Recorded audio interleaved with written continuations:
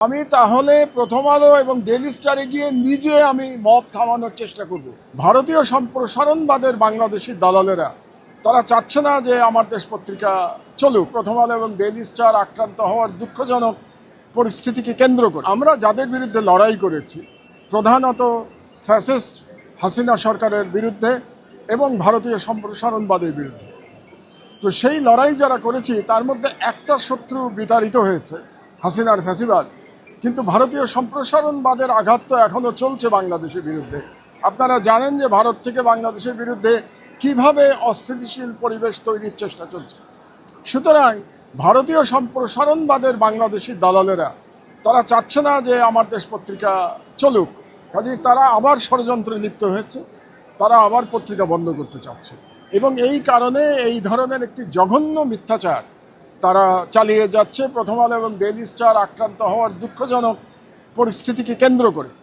এবং যেখানে আমার দেশ চেষ্টা করেছে এটার বিরুদ্ধে দাঁড়াতে, এবং আপনারা অবগত আছেন যে আমি সর্বপ্রথম বক্তব্য দিয়েছি জনগণকে শান্ত থাকবার জন্য, এমনকি মাননীয় প্রধান উপদেষ্টা ডক্টর ইউনূসের বক্তব্যের আগে আমার বক্তব্য মিডিয়াতে এসছে।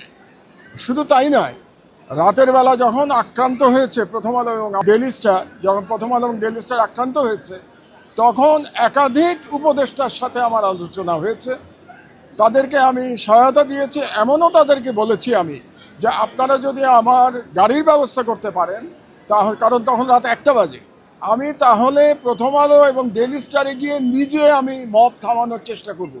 কিন্তু সরকার গাড়ির ব্যবস্থা করতে পারে নাই, কাজে আমি ব্যক্তিগতভাবে যেতে পারি নাই। মানে ব্যক্তিগতভাবে পর্যন্ত আমি যেতে প্রস্তুত ছিলাম।